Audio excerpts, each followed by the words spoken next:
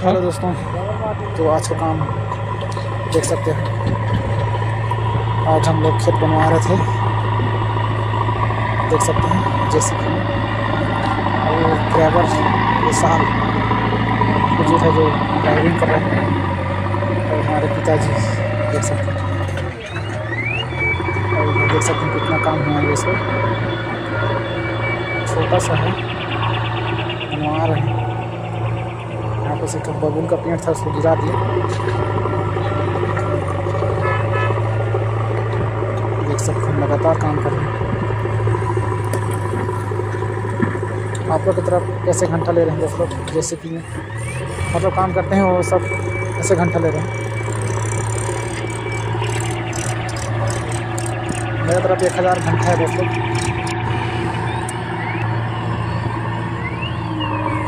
चलिए ठीक है दोस्त लोग, बाय।